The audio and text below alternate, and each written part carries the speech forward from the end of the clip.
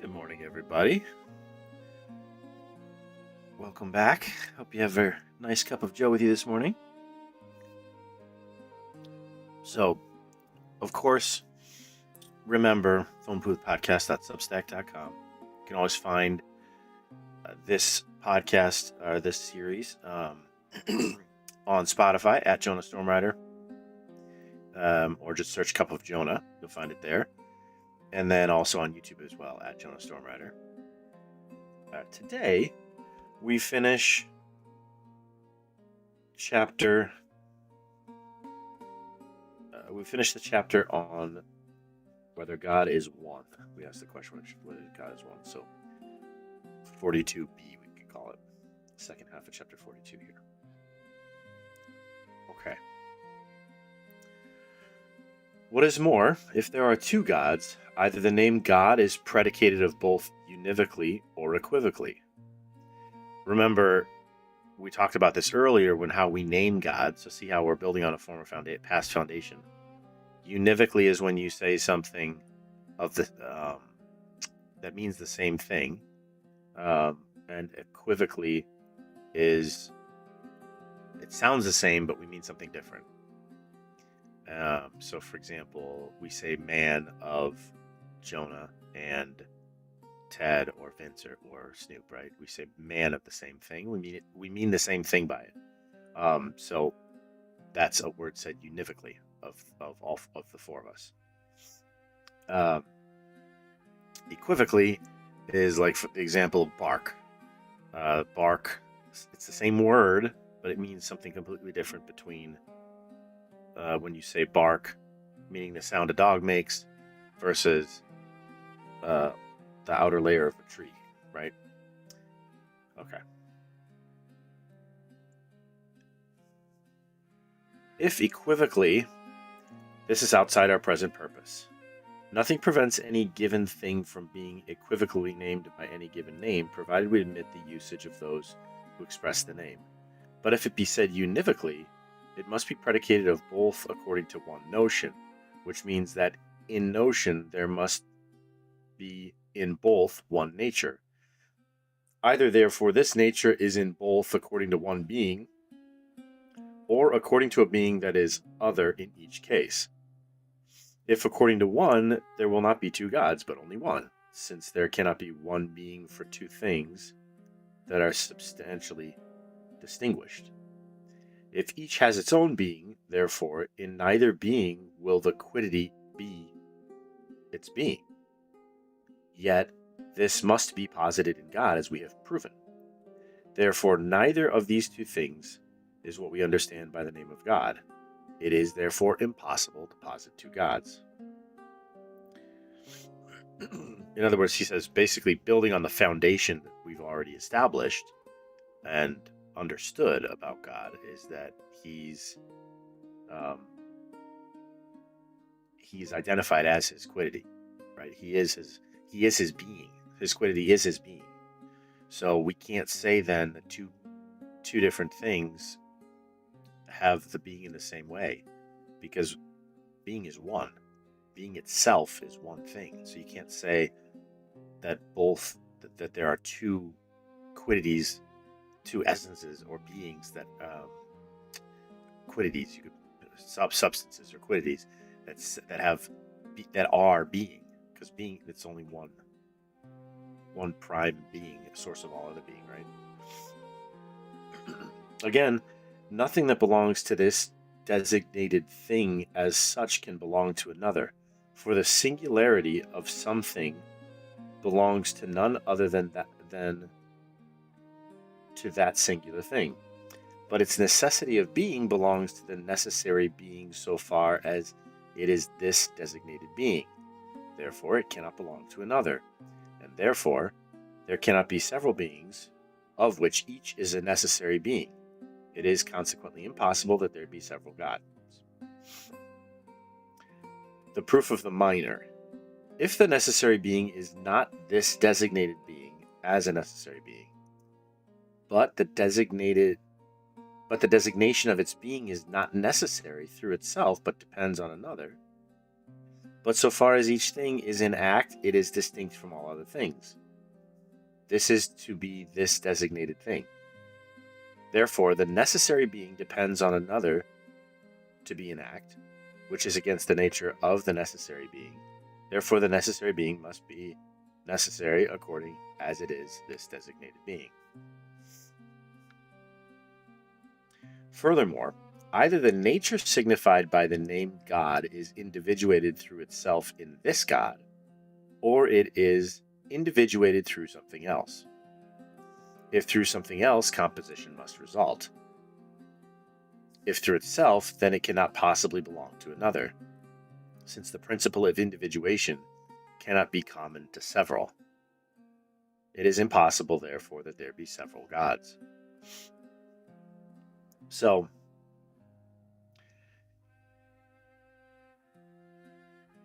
essentially what he's saying there is so we say that matter is the principle of individuation in human beings, right? So the fact that my soul is the soul of this body and not of that body, that's what makes me an individual person, an individual man.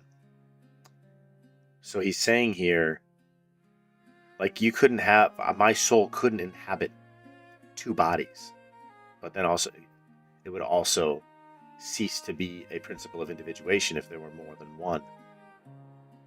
Then it would be more of a genus, like animal is said of multiple men. If Jonah was said of multiple men, then Jonah wouldn't be an individual anymore, right? So he's saying that notion means that it is another indication to us that there can only be one God.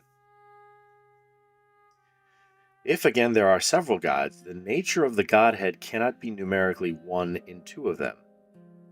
There must therefore be something distinguishing the divine nature in this and in that God. But this is impossible because, as we have shown, the divine nature receives the addition neither of essential differences nor of accidents. So that was above in chapters 23 and 24 several weeks ago, where we said that there's no composition. God has to be purely simple and one thing, without composition, neither in its substance, like man is body and soul. That's our composition. That's one layer of composition for us.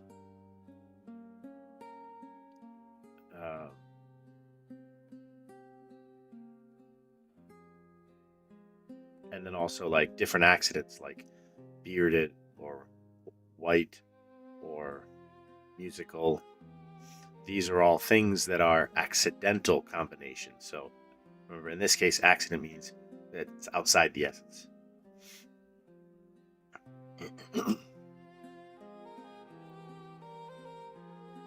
Nor yet is the divine nature the form of any matter to be capable of being divided according to the division of matter. It is impossible, therefore, that there be two gods. Then, too, the proper being of each thing is only one, but God is his being, as we have shown. There can, therefore, be only one God.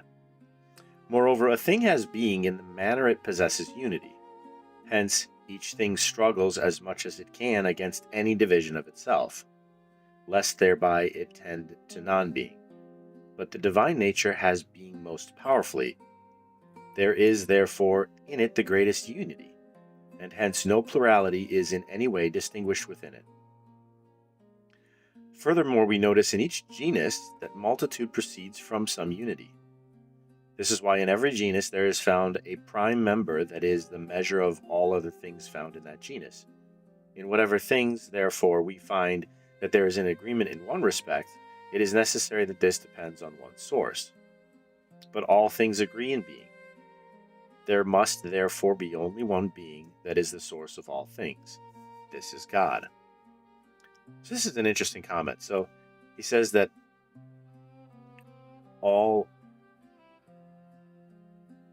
in each genus, the multitude proceeds from some unity.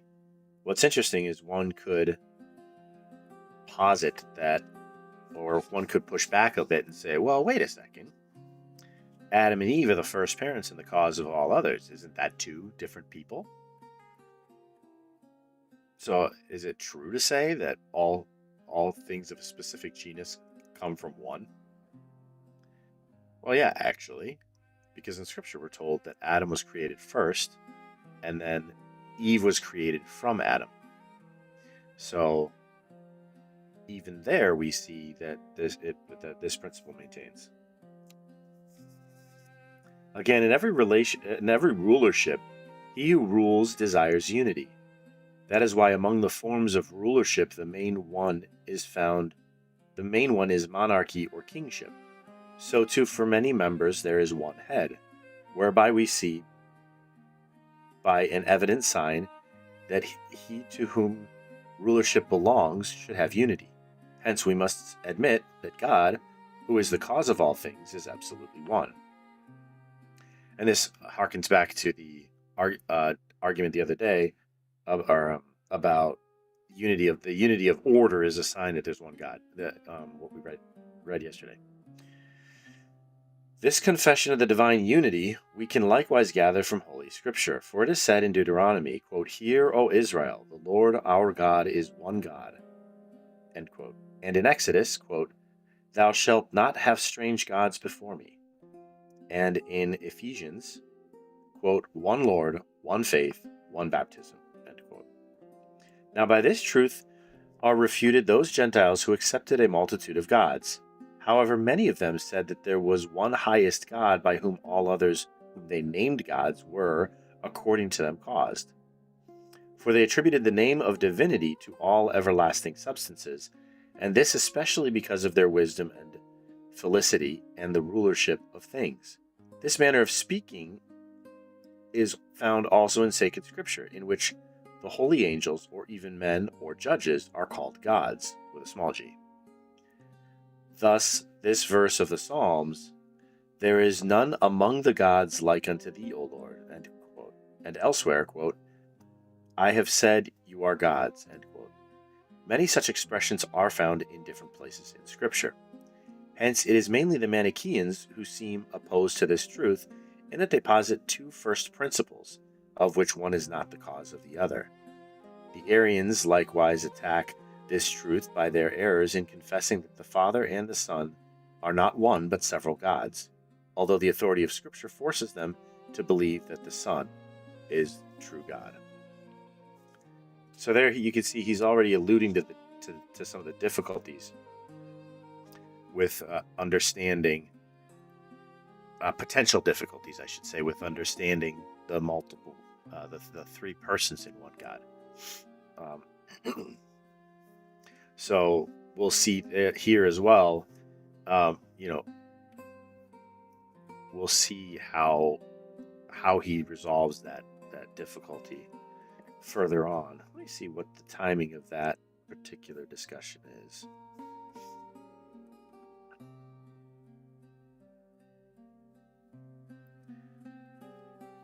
So we're going to talk about God's knowledge. We're going to talk about how he knows evils. That's interesting too. And then we're going to, so it'll be interesting to see.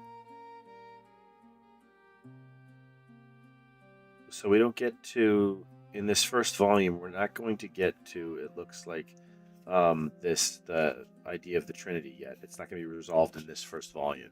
So we'll have to stick around for that. But there you go. We'll keep it a little shorter today, especially since we went so long yesterday. But also because, as you know, this evening at 7 p.m. Eastern is Philosopher King podcast. So 7 p.m. Eastern, please don't forget to join us there. Don't forget, of course, to check out phoneboothpodcast.substack.com or on YouTube at Jonah Stormrider and Cup of Jonah on Spotify. Tomorrow, we read the chapter on that God is infinite. And this is actually a longer one as well, so we may divide that one into two pieces as well, just to keep them bite-sized. All right, well, thanks for tuning in this morning, and I hope you guys have a wonderful rest of your day. I hope to see you this evening at 7 for Philosopher King Podcast. Have a great day.